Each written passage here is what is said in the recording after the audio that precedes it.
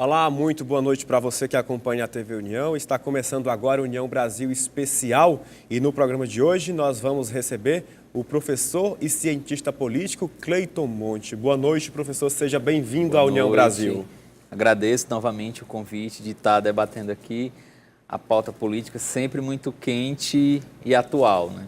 Agora, professor, da última vez que o senhor esteve aqui, analisamos os desafios, as perspectivas, quando o presidente Jair Bolsonaro não tinha nem tomado posse ainda.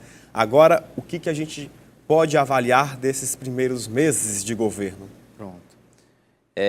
O que a gente tem de fato, de concreto, com relação ao início do governo Bolsonaro? Nós temos gestão de crises, né? Temos crises relacionadas a denúncias ainda dentro da questão da campanha, que é chamado escândalo das laranjas, né? Nós temos também demissão de ministros do governo e a grande questão, que seria, no caso, a reforma da Previdência, o envio da reforma da Previdência.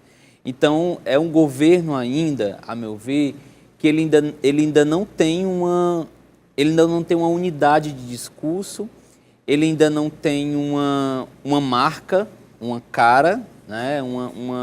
um jeito de fazer administração característico.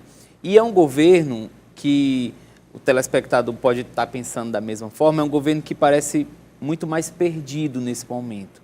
Ainda está um pouco perdido com relação, ainda está se ambientando na administração pública, né? Agora, professor, o afastamento do presidente Jair Bolsonaro, no finalzinho de janeiro, para retirar a bolsa de colostomia após o atentado em Juiz de Fora, ainda durante a campanha eleitoral. Isso acabou gerando um certo isolamento dentro do governo e dúvidas pairaram sobre o ar, já que o vice-presidente Hamilton Mourão não chegou a assumir o cargo, já que Bolsonaro despachava de dentro do hospital. É porque o governo Bolsonaro ele tem vários grupos de pressão. Quais são os grupos que integram o governo Bolsonaro? Nós temos dentro do governo o grupo dos militares, que o general Mourão é uma das principais figuras. Nós temos o grupo dos ruralistas, das bancadas parlamentares. Nós temos o grupo dos civis. Existem um grupo dos evangélicos. Então, são vários grupos em disputa dentro do governo, né? E são grupos fortes em disputa. Um desses grupos é o grupo dos militares.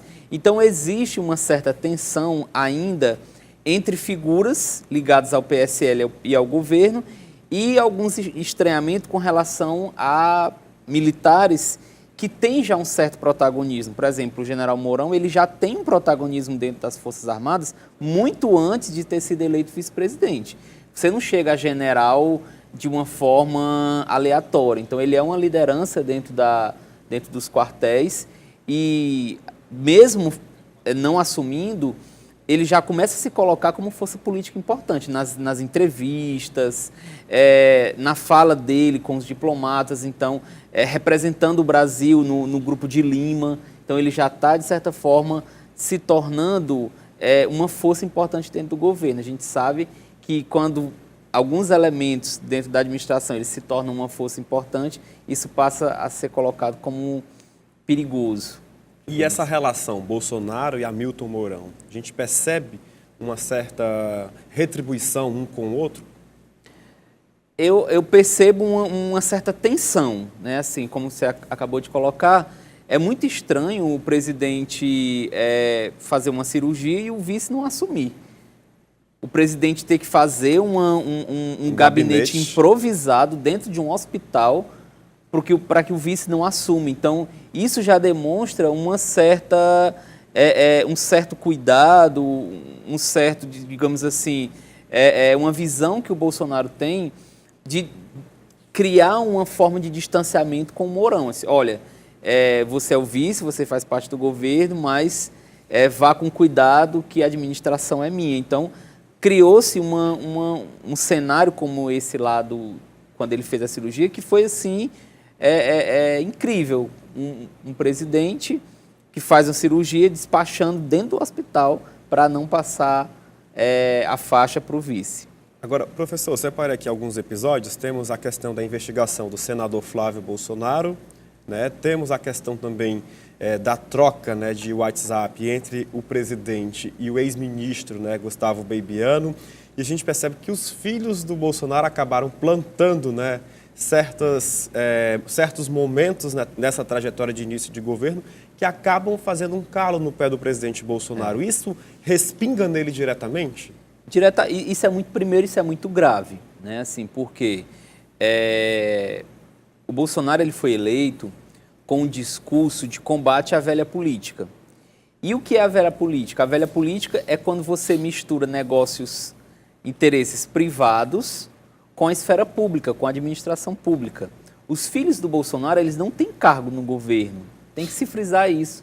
Nenhum foi escolhido para ser ministro, nenhum foi escolhido para ser assessor, né? Porque poderia... Não, ele é o meu assessor, ele é chefe de gabinete, mas nenhum deles foi escolhido para um cargo institucional. Então, o que é que faz o filho do presidente se colocando numa discussão entre o presidente e o ministro? O que é que faz o filho do presidente se envolvendo em pautas do Congresso Nacional? A meu ver, quando o filho do presidente ele faz isso, e não é só um, os três acabam se envolvendo, gera, na verdade, crises. E crise no momento que o governo não precisa de crise. Ele não tem... Porque, assim, as reformas que o governo ele quer colocar em ação, qualquer estremecimento cai por terra. Basta a gente lembrar do Temer. O Temer tentou colocar em ação uma reforma da Previdência que morreu justamente quando a denúncia contra ele chegou. A partir do momento que surgiu a denúncia da JBS, os áudios lá contra o Temer, morreu a reforma da Previdência. Então, assim, cada vez que os filhos do presidente geram crise e levam essa crise para o Palácio do Planalto, né, você tem uma situação muito difícil para o governo em si. Isso para qualquer governo. Você não misturar a casa, né, não misturar os assuntos domésticos com os assuntos públicos. Agora, professor, em um desses episódios, né, incluindo aí as chamadas candidaturas laranjas, né, promovidas pelo PSL, que é o partido do presidente Jair Bolsonaro, gerou na demissão de Gustavo Bebiano, até então braço direito do presidente Jair Bolsonaro, desde 2014, quando começou a advogar de forma até gratuita para o então deputado na época.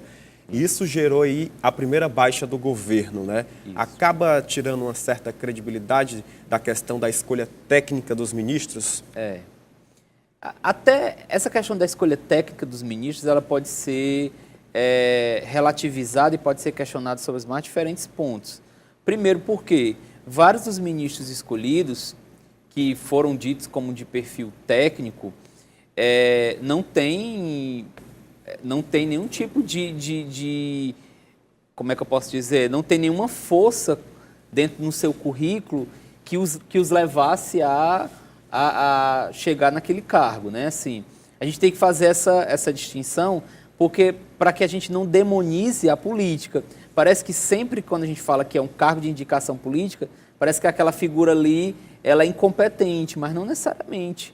A gente já teve uma série de ministros indicados políticos que foram grandes ministros dentro das suas áreas, tanto do PSDB como do PT, vários, isso aconteceu muito. Então esse é o primeiro ponto. Depois a questão do escândalo, né, que na verdade se tornou o escândalo dos áudios. Ele fez o próprio presidente perder confiança. Por quê? Porque o escândalo começou a partir do momento que o filho do presidente teria dito que o Bebiano ele não conversou, ele não falou com o presidente que estava internado, né? E isso foi reforçado pelo presidente, que chamou o ministro de mentiroso, né? Palavra forte, que ele replicou. Gerou uma certa mágoa, professor? Até um vídeo, né, o presidente Bolsonaro gravou elogiando Gustavo Bebiano. Gera, porque de certa forma você cria um estremecimento, né, dentro do governo. Aí os outros áudios que surgiram depois vão mostrar que o quê? Que ele realmente falou com o presidente, né? Falou a partir de áudio, né, em rede social, mas ele falou com o presidente.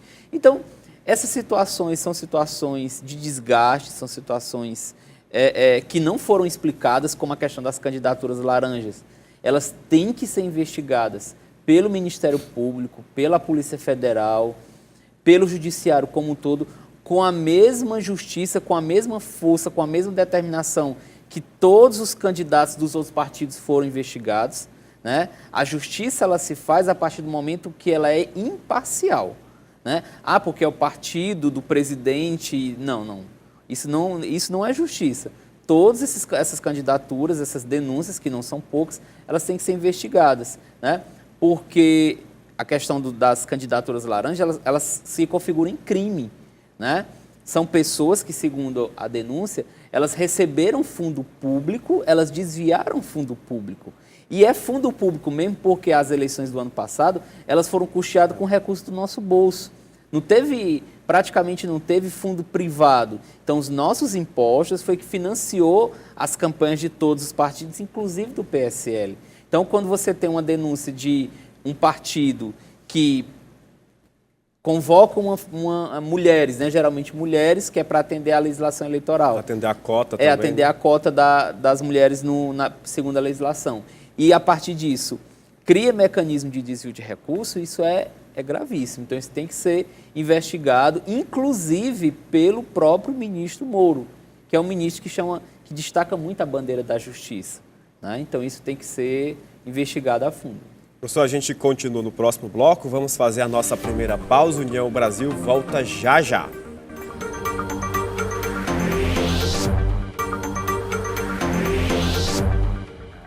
Estamos de volta com União Brasil Especial e recebendo aqui no estúdio o professor e cientista político Cleiton Monte. Professor, analisando ainda o governo do presidente Jair Bolsonaro, esses desafios que ele tem daqui para frente, agora que só começou, cerca de 2 meses, os primeiros 100 dias são fundamentais. Isso, os primeiros 100 dias eles são fundamentais porque eles ainda trazem o capital político da eleição, da campanha, né? A eleição foi em outubro e novembro, então o presidente, os governadores que saíram da eleição, eles saem fortalecidos pelo voto. Então, o que é que se costuma fazer? Por que se fala muito com relação aos 100 dias?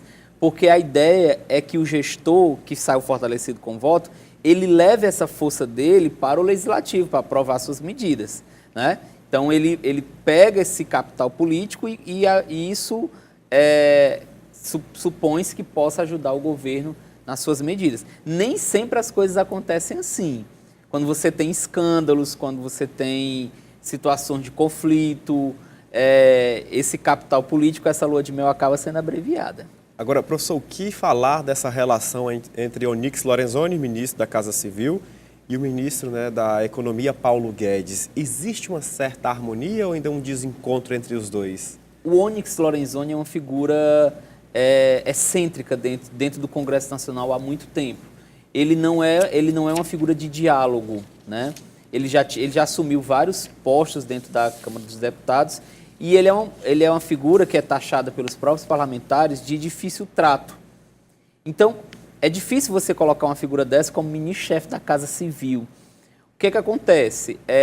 O Paulo Guedes ele tem um determinado objetivo, que é realizar uma série de reformas da administração pública no Estado brasileiro, só que isso vai de encontro a uma série de interesses políticos, que são os interesses políticos que o Onyx está vocalizando, né?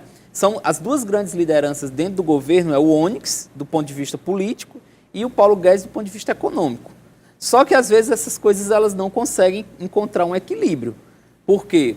Porque o Onyx ele quer recursos para atender a base do governo, e o Paulo Guedes diz que não tem recurso. Então, você vai ter aí, já está tendo, por exemplo, uma série de desgastes entre essas duas figuras, justamente porque nenhum dos dois tem personalidade para ceder. Então, você tem que ter sempre dentro do Palácio do Planalto um bombeiro para estar apagando essas chamas dessas duas personalidades. Agora, professor, o Instituto MDA, né, a pedido da Confederação Nacional do Transportes, a CNT, encomendou uma pesquisa e o governo do presidente Jair Bolsonaro até agora é avaliado como ótimo ou bom por 38,9% dos brasileiros ouvidos nesta pesquisa, regular 29%, péssimo 19% e 13% não souberam opinar. Como avaliar esses números? Pronto. São números dentro do esperado, não tem nenhuma surpresa com relação à primeira pesquisa de avaliação do governo. É um governo que está até com uma margem satisfatória. principalmente se considerando o nível de polêmicas em que já se envolveu, né? Acreditava-se até que a margem de ótimo ou bom fosse até um pouco menor. E o que a gente espera, o que a gente vai ver, é como é que essa pesquisa, porque essas pesquisas elas são feitas com relativa frequência, como é que essas pesquisas elas vão se portar diante das reformas, diante das denúncias, diante do cenário econômico, porque assim, o que afeta, o que é que faz o cidadão atribuir o ótimo ou bom a um determinado candidato? Não é necessariamente a eleição, São as medidas. Muitas vezes as medidas e o cenário econômico. Ele tem que ter uma confiança de que o cenário econômico melhorou. Então ele tem que ter uma ideia de que a economia melhorou, o desemprego foi reduzido, o custo de vida está melhor. Se ele tiver essa ideia, se ele tiver essa margem, ele pode dar um voto de confiança ao presidente, por exemplo. Agora, professor, o atraso na entrega do projeto da reforma da Previdência deveria ter acontecido no começo de fevereiro, mas o presidente Jair Bolsonaro passou, né, por procedimentos médicos. Isso deve atrapalhar um pouquinho as contas do ministro Paulo Guedes de aprovar a reforma da Previdência, já que quase com um mês chegou ao Congresso de atraso, né? Eu acho que a reforma da Previdência ela é difícil de qualquer forma, né? Mas essa reforma que foi apresentada pelo próprio presidente é uma reforma que tem medidas muito duras, principalmente para a população mais vulnerável, né? A população que recebe, por exemplo, BPC, para os deficientes, para os mais pobres, né? E isso, não sou eu que estou só falando isso, vários especialistas já destacaram. Essa reforma, do jeito que foi apresentada, dificilmente vai ser aprovada tal qual foi apresentada. Então, ela tem que ser alterada e provavelmente vai ser mexida na Câmara e no Senado, né? Dizem até que o governo é como quando a gente vai vender uma casa, né? Você joga o valor lá para cima para você ir negociando uma outra margem. Então, acredite-se que o governo criou uma medida muito dura para ir negociando, para estar perdendo gordura junto com o Congresso Nacional, para você criar uma margem de negociação. Mas o governo esqueceu de articular a base? O projeto foi entregue. A base ainda está desarticulada. A base aliada, como é que a gente sabe que a base aliada do governo ainda está desarticulada? É uma das primeiras medidas que foi enviada ao Congresso Nacional, que foi a medida da Lei da Informação Pública, o governo perdeu. Inclusive, né? Gente do PSL votou contra. Então, assim, a base ainda está desarticulada, né? Podemos dizer também, para fazer justiça, a oposição está desarticulada ainda. Então, as relações no Congresso Nacional, elas ainda estão muito indefinidas. O que de certo que nós temos são um presidente da Câmara e um presidente do Senado aliados ao governo. Isso para o governo já é satisfatório, né? O presidente Rodrigo Maia já demonstrou que quer a aprovação dessas reformas e o Alcolumbre, que é o do Senado, também que quer a aprovação dessas reformas. Então, nesse ponto, esse é um ponto positivo para o governo Bolsonaro, por exemplo. Mas a base aliada dele, ele não tem votos, respondendo a tua pergunta de uma forma bem direta, se essa eleição, se essa votação fosse hoje, ele sairia derrotado.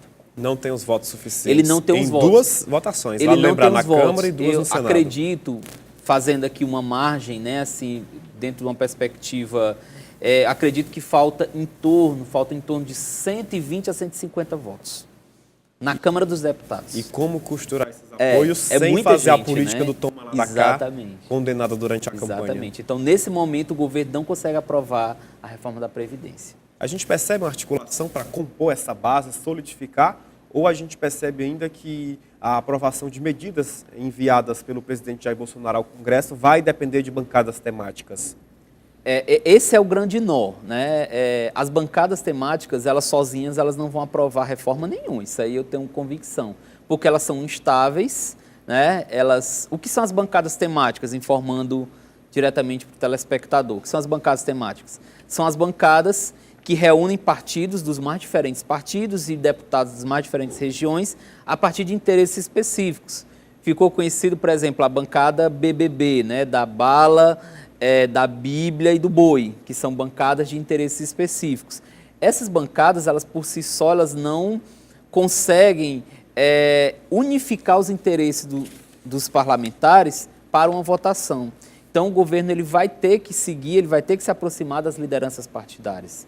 Ele vai ter que se aproximar de lideranças para além da base aliada, porque o quórum que é exigido ele é muito alto para você ter uma medida. Agora, professor, a gente percebe que o cenário, o terreno é totalmente diferente do que foi apresentado o projeto de reforma da presidência do ex-presidente Michel Temer do MDB no Congresso. Era ano eleitoral, os deputados estavam com um certo receio de perder apoio, como muitos perderam e não conseguiram a reeleição. Encontramos um Congresso, né, renovado, a maior mudança, né, desde a redemocratização. O cenário é outro, temos deputados de primeira viagem, então o governo vai ter que se desdobrar para conseguir esses apoios de primeira viagem principalmente? Exatamente. Então você tem uma outra composição do Congresso, né? Você tem um novo modelo de deputado, de senador. Apesar de muitos deputados e senadores terem sido eleitos pela onda Bolsonaro, né? Esses deputados e senadores não vão comprar necessariamente todas as ideias do governo. Né? Não ingênuo aquele que pensar que isso é automático. Ele foi eleito no Estado porque levantou lá, hasteou a bandeira do Bolsonaro, ele vai votar. Não é bem assim. Esses deputados e senadores, eles têm um discurso muito grande da nova política, que estão fazendo tudo diferente. Então, eles não vão querer, muitos não vão querer o nome deles atrelados a reformas impopulares, reformas que, de certa forma, oneram diretamente a população. Isso vai exigir uma negociação extremamente pesada. Um desafio aí. Professor, queria agradecer a sua participação nesta quinta-feira. Amanhã, sexta-feira, estamos de volta e vamos continuar analisando o governo Bolsonaro. Com certeza. Então, União Brasil vai ficando por aqui. Uma ótima noite a todos. União Brasil, informação além da notícia.